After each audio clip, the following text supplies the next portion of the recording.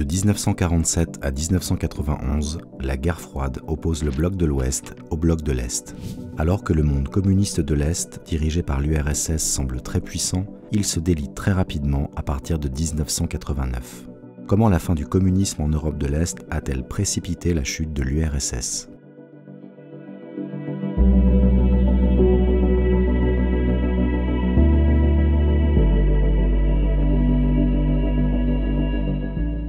Du lendemain de la Seconde Guerre mondiale à la fin des années 80, un rideau de fer sépare l'Europe en deux.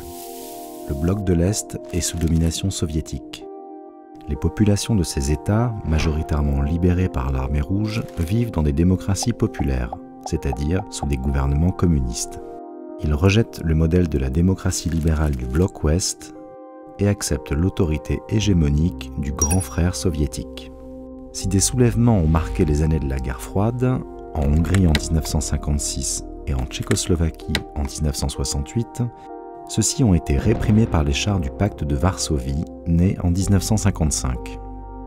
Après le printemps de Prague, en 1968, l'URSS a imposé la doctrine Brejnev, ou doctrine de la souveraineté limitée. Elle reconnaît formellement la soumission de ces États à la superpuissance soviétique. Il faut savoir qu'une coopération économique, appelée le Comecon, les rendait déjà dépendants à l'URSS dès 1949. En 1985, Mikhaïl Gorbatchev arrive à la tête de l'URSS. À l'inverse de ses prédécesseurs, il ne cherche pas à empêcher le mouvement de libéralisation dans les pays alliés. Sa politique vise surtout à restructurer l'économie soviétique et à transformer l'image du régime par une plus grande transparence.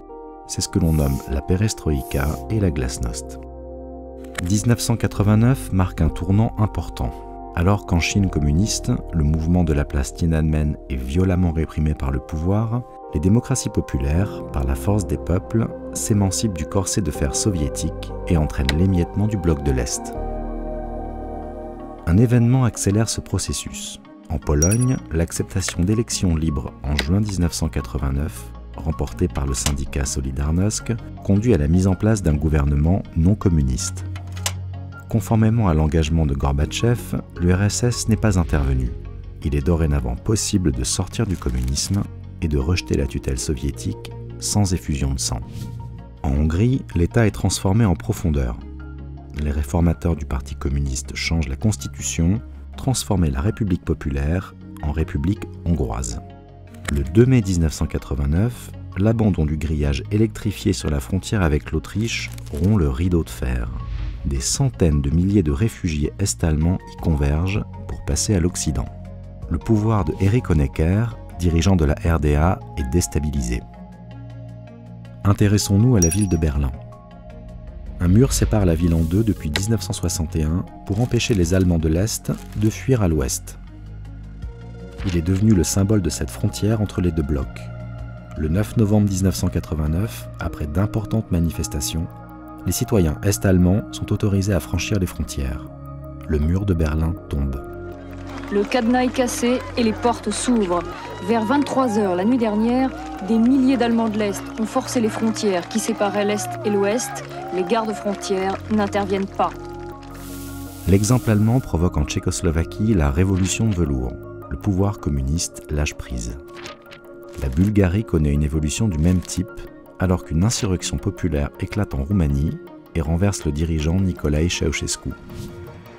Fin décembre 1989, il est arrêté, puis exécuté. À la fin de l'année 1989, l'URSS ne peut plus compter sur aucun de ses régimes alliés en Europe de l'Est. L'onde de choc ne s'arrête pour autant pas à la frontière soviétique. En initiant la perestroïka et la glasnost, Gorbatchev voulait sauver le modèle soviétique. Persuadé que toutes ses composantes ne formaient qu'un seul et même peuple, il a sous-estimé la montée des nationalismes. Incorporées malgré elles à l'URSS, les républiques baltes jouent un rôle pionnier dans le processus de désintégration. Dès 1986-1987, elles voient fleurir des groupes de défense de la langue nationale. Rapidement, ces groupes se rassemblent dans des fronts nationaux qui catalysent la contestation populaire. En mars 1989, ces mouvements remportent les premières élections libres au Congrès des députés du peuple de l'URSS. Il s'agit d'une nouvelle assemblée constituante mise en place par Mikhaïl Gorbatchev pour accélérer la modernisation politique du pays. En mars 1990 est proclamée l'indépendance de la Lituanie. Dans le même temps, l'Estonie annonce l'ouverture d'une période transitoire vers l'indépendance, suivie de la Lettonie en mai de la même année.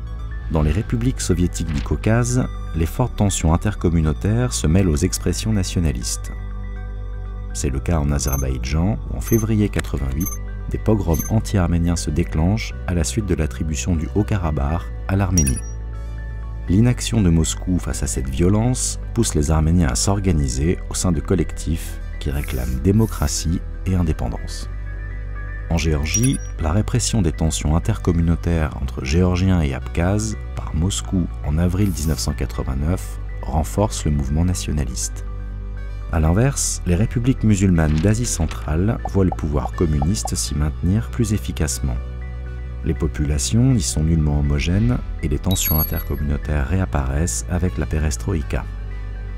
Cette accumulation de difficultés fragilise Gorbatchev. Elle précipite aussi la décomposition de l'URSS. Le 20 novembre 1990, Boris Eltsine, président de la République socialiste de Russie, signe avec Leonid Kravchuk, son homologue ukrainien, un accord bilatéral. La Russie et l'Ukraine reconnaissent mutuellement leur souveraineté et s'engagent à coopérer. 2 jours plus tard, un traité du même type est conclu entre la Russie et le Kazakhstan. Ces initiatives menacent le pouvoir de Gorbatchev, qui décide de s'appuyer sur le camp conservateur, inquiet de la désagrégation de l'URSS. Le 13 janvier 1991, des troupes soviétiques prennent d'assaut le Parlement et la télévision de Vilnius en Lituanie pour tenter de contrecarrer l'indépendance déclarée 10 mois plus tôt. Boris Eltsine, devenu l'homme fort de la Russie, condamne fermement le recours à la force. Les événements de Vilnius accélèrent le mouvement vers l'indépendance de la Lettonie et l'Estonie.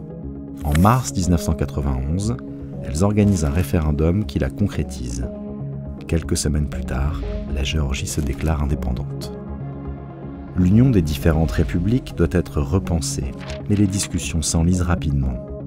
Après 3 mois de débats confus, Eltsine accélère le processus de désintégration de l'Union en mettant en marche l'indépendance de la Russie. Le 12 juin 1991, il se fait élire au suffrage universel président de la Russie.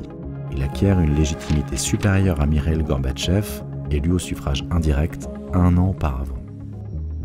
Une tentative de putsch du 19 au 21 août 1991 échoue devant la résistance de Boris Eltsine. Il est soutenu par la population de Moscou et de Leningrad face aux conservateurs du régime. Gorbatchev démissionne de son poste de secrétaire général du Parti communiste.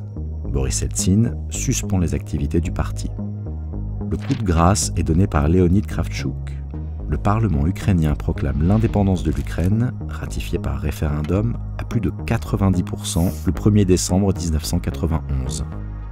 Boris Eltsine, Leonid Kravchuk et Stanislav Shukevich, le président de Biélorussie, décident de créer une communauté des États indépendants, la CEI, ouverte à tous les États de l'ex-URSS.